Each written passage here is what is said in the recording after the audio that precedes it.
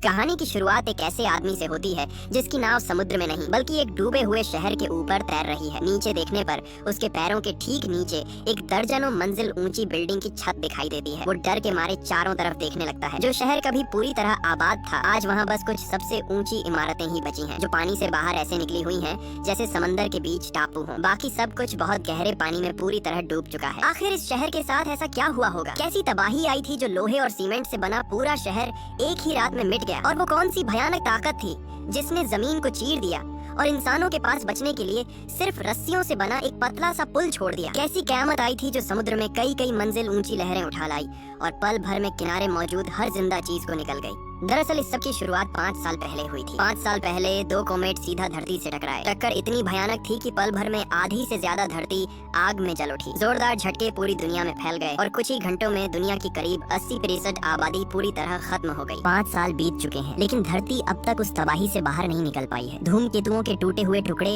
अब भी धरती के चारों ओर घूम रहे हैं, जैसे चलते फिरते बम जो कभी भी बिना चेतावनी जमीन पर गिर सकते हैं। जो लोग जिंदा बचे उन्होंने फिर से जिंदगी शुरू करने की कोशिश की, लेकिन जल्दी ही उन्हें समझ आ गया कि ये दुनिया अब इंसानों को दूसरा मौका नहीं देने वाली। हर जगह फैली रेडिएशन सिर्फ 3 मिनट में एक स्वस्थ इंसान को मार सकती है। लेकिन हैरानी की बात ये है कि कुछ जगहों पर अब भी हरियाली बची हुई है, जैसे वहाँ कभी कोई तबाही आई ही न हो। उन साफ सुथरी जगहों को ढूंढना अब बचे हुए लोगों की आखिरी उम्मीद बन चुका है। जॉन अपने परिवार और कुछ दूसरे लोगों के साथ एक अंडरग्राउंड बंकर में किसी तरह जिंदा है, लेकिन बाहर की हालत दिन ब दिन खराब होती जा रही है। भूकंप लगातार आ रहे हैं और ज्वालामुखी कभी भी फट सकते हैं। बंकर में मौजूद सभी लोग जानते हैं कि ये जगह ज्यादा दिन तक सुरक्षित नहीं रहेगी। उन्हें जल्दी ही कोई दूसरा रास्ता ढूंढना होगा। एक दिन जॉन अपनी सेफ्टी सूट पहनकर फिर से बाहर निकलता है। रेतीले इलाके को पार करने के बाद अचानक उसे समुद्र दिखाई देता है। वो रेडियो पर साथियों को बताता है कि समुद्र किनारे कुछ लाइफ बोट्स खड़ी हैं और उससे भी आगे पानी के बीच एक पुराना जंग लगा हुआ वॉरशिप चुपचाप तैर रहा है। जॉन जहाज के नीचे बने एक टूटे हुए हिस्से से अंदर घुसता है। पूरी जहाज छान मारने के बाद भी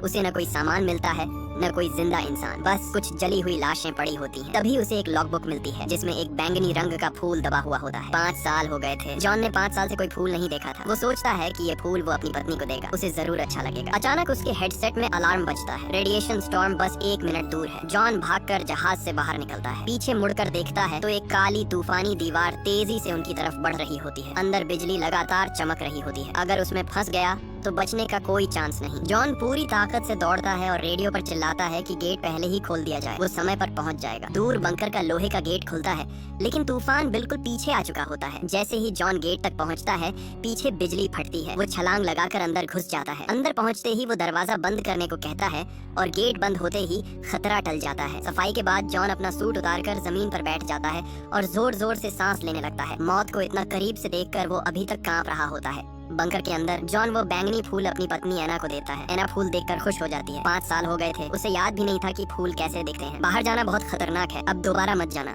वो कहती है। नेथन चुपचाप बैठा रहता है और कुछ नहीं बोलता। एना बंकर की मैनेजमेंट टीम में होती है। एक मीटिंग में वो बाहर से मदद मांगने वालों को अंदर लेने पर चर्चा कर रही होती है। मीटिंग रूम में कुछ एडमिन लोग मॉनिटर स्क्रीन देखकर बात कर रहे होते हैं। तभी अचानक सारी स्क्रीन गड़बड़ाने लगती है। अगले ही पल पूरा बंकर जोर से हिल जाता है। ये कोई आम भूकंप नहीं था, बल्कि जमीन की परत फट रही थी। बंकर के मेन गेट के सामने जमीन चीरते हुए एक बहुत बड़ी दरार खुल जाती है। पूरा बंकर अलार्म से गूंज उठता है। लोग घबरा जाते हैं। चारों तरफ चीख पुकार मच जाती है। जॉन तुरंत अपनी पत्नी और बेटे को लेकर जल्दी जल्दी जरूरी सामान बैग में डालता है और बाहर की तरफ भागता है। लेकिन मेन गेट पर भीड़ इतनी ज्यादा होती है कि निकलना नामुमकिन हो जाता है। अच्छी बात ये थी कि जॉन बाहर अक्सर जाता रहता था, उसे रास्तों की समझ थी। वो भीड़ से बचते हुए अपनी फैमिली को पीछे वाले गेट की तरफ ले जाता है। पीछे का रास्ता भी ढहना शुरू हो चुका होता है, लेकिन तीनों आखिरी पल में बाहर निकलने में कामयाब हो जाते हैं। बंकर से बाहर निकलते ही हालात और भी बुरे दिखते हैं। हर तरफ लोग जान बचाकर भाग रहे होते हैं। कोई मास्क पहने हैं, कोई बिना मास्क के। सब एक ही दिशा में दौड़ रहे होते हैं, समुद्र की तरफ। वही लाइफ बोट्स अब सबके लिए आखिरी उम्मीद बन चुकी होती है। भीड़ पागलों की तरह बीच पर टूट पड़ती है। पहली नाव पहले ही ठसाठस भर चुकी होती है। ऊपर से कुछ लोग जान की परवाह किए बिना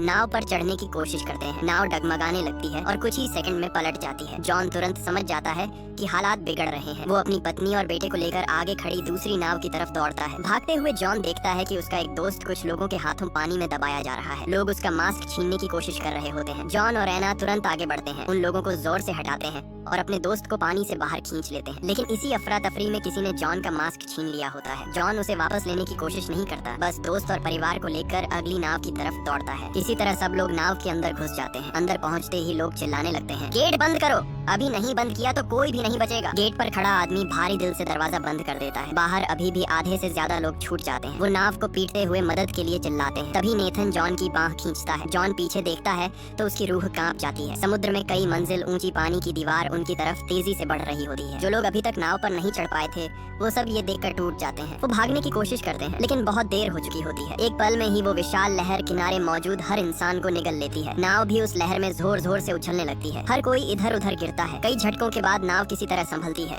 जॉन दिशा देखता है और कहता है कि नाव को साउथ ईस्ट की तरफ ले जाना चाहिए। अगर सब ठीक रहा तो करीब एक हफ्ते में लंदन पहुंच सकते हैं। लेकिन खुले समुद्र में छोटे से बंद केबिन में एक हफ्ता काटना आसान नहीं था। जॉन एयर क्वालिटी चेक करता है और हैरानी की बात ये होती है कि हवा ठीक होती है। तब लोग अपने मास्क उतारते हैं और खुलकर सांस लेते हैं। फिर भी कोई खुश नहीं होता। आइसलैंड पूरी तरह गायब हो चुका था। समुद्र की धाराएं बदल चुकी थी। कोई नहीं जानता था कि वो सच में लंदन पहुंच भी पाएंगे या नहीं। सब बस चुपचाप दुआ करने लगते हैं। रात को जॉन केबिन में लेटा रहता है। बार बार आंख खोलकर चारों तरफ देखता है कहीं कोई खतरा न आ जाए। अगली सुबह खतरा सच में आ जाता है। नाव अचानक रुक जाती है। इंजन खराब हो जाता है। अगर यहीं रुक गए तो सब मर जाएंगे। जॉन इंजन रूम में जाकर किसी तरह मरम्मत करता है और किस्मत से इंजन फिर चल पड़ता है। रात को जॉन अपने बेटे के साथ आसमान की तरफ देखता है। जो कभी मिल्की वे हुआ करती थी वो अब गायब है। उसकी जगह आसमान में पत्थरों और मलबे की एक अजीब चमकती लाइन फैली होती है। कुछ ही दिनों में खाने का सामान खत्म होने लगता है। लोग कमजोर पड़ने लगते हैं। तभी अचानक नाव किसी चीज से टकराकर रुक जाती है। जॉन बाहर झांकता है। सामने डूबी हुई इमारतें दिखती हैं। ऊंची बिल्डिंग्स की छतें पानी से बाहर निकली होती हैं। इन इमारतों को देखकर सब समझ जाते हैं ये लिवरपूल है। सब लोग तुरंत सतर्क हो जाते हैं। नाव किनारे लगती है। वो लोग शहर के अंदर बढ़ते हैं और सड़कों पर बोर्ड लगे होते हैं लिवरपूल अबैंडन्ड। जॉन मशीन से हवा चेक करता है। हवा थोड़ी बहुत ठीक होती है लेकिन लंबे समय तक यहाँ रहना जानलेवा हो सकता है। उन्हें जल्दी कोई शेल्टर ढूंढना जरूरी होता है। तभी सामने कुछ लोगों की परछाइयां दिखती हैं। जॉन अपनी फैमिली को लेकर उनके पीछे चलता है। थोड़ी दूर जाकर वो लोग रुक जाते हैं। सामने बहुत सारे शरणार्थी जमा होते हैं। रेडिएशन की वजह से उनकी स्किन बदल चुकी होती है। आगे एक ऊंची दीवार होती है जिसके अंदर हथियारों से लैस सैनिक खड़े होते हैं। एक अफसर दीवार के ऊपर से चिल्लाता है, सिर्फ पास वाले हाई लेवल लोग ही अंदर जा सकते हैं। एना तुरंत अपना पास दिखाती है। अफसर उसे देखकर सिर हिला देता है। तभी जॉन का दोस्त घबरा जाता है। उसका पास कहीं गिर चुका होता है। वो जोर जोर से अपना नाम और पोस्ट चिल्लाने लगता है। हालात बिगड़ते देखकर सैनिक गेट बंद कर देते हैं। जॉन और उसका परिवार भी अंदर नहीं जा पाते। तभी अचानक आसमान का रंग बदल जाता है। दूर से एक और रेडिएशन स्टॉर्म आता दिखाई देता है। लोग चारों तरफ भागने लगते हैं। जॉन एना और बेटे का हाथ पकड़कर दौड़ता है। तभी सामने से एक कार आती है। जॉन कार के सामने खड़ा होकर ड्राइवर से लंदन ले चलने की गुजारिश करता है। ड्राइवर उन्हें ऊपर से नीचे तक देखता है और हाथ बढ़ाकर कहता है, घड़ी दो तभी चलूंगा।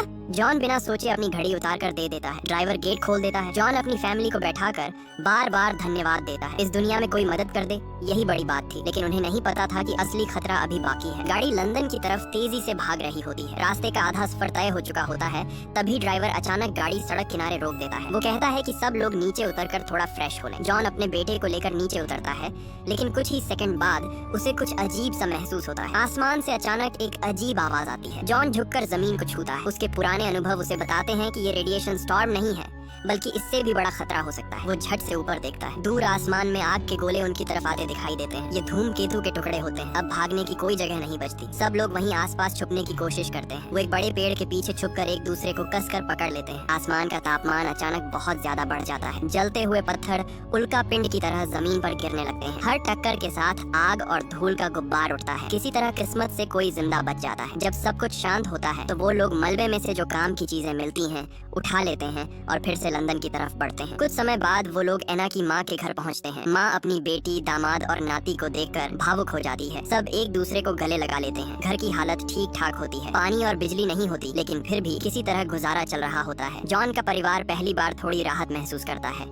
आराम के दौरान एना को बाथरूम से जोर की खांसी की आवाज आती है। वो अंदर जाती है और सिंक में खून देखती है। जॉन समझ जाता है कि अब सच छुपाया नहीं जा सकता। वो एना को बता देता है कि डॉक्टर ने पहले ही कह दिया था अगर खून की खांसी शुरू हो जाए तो सिर्फ 6 से 8 हफ्ते बचे होते हैं। शायद ज्यादा बार बाहर जाने की वजह से ऐसा हुआ है। एना वहीं सन्न रह जाती है। इतनी तबाही देखने के बाद भी अपने पति को खोने का सच वो सह नहीं पाती। कुछ देर बाद जॉन कहता है, हम यहाँ नहीं रुक सकते। मुझे उस जगह को ढूंढना ही होगा जहाँ तुम और हमारा बेटा सुरक्षित रह सको। अगले दिन सब एना की माँ से विदा लेते हैं। माँ जॉन को एक पिस्टल देती है और कहती है कि मेरी बेटी और बच्चे का ख्याल रखना। इसके बाद वो लोग फिर से सफर पर निकल पड़ते हैं। शुरुआत में रास्ता शांत रहता है लेकिन रात होते ही अचानक हमला हो जाता है। उनके साथ चल रही एक लड़की को सीधे सिर में गोली लगती है और वो सीट पर ही ढेर हो जाती है। जॉन तुरंत गाड़ी से उतरकर पोजीशन लेता है। अंधेरे में से आवाज आती है, गाड़ी छोड़ दो। किस्मत से जॉन के पास बंदूक होती है। वो जवाबी फायर करता है और एक हमलावर को ढेर कर देता है। दूसरा आदमी ज्यादा सतर्क हो जाता है। जब जॉन फायर करने की कोशिश करता है तो पता चलता है कि गोलियां खत्म हो चुकी हैं। तभी एना मरे हुए हमलावर की बंदूक उठाकर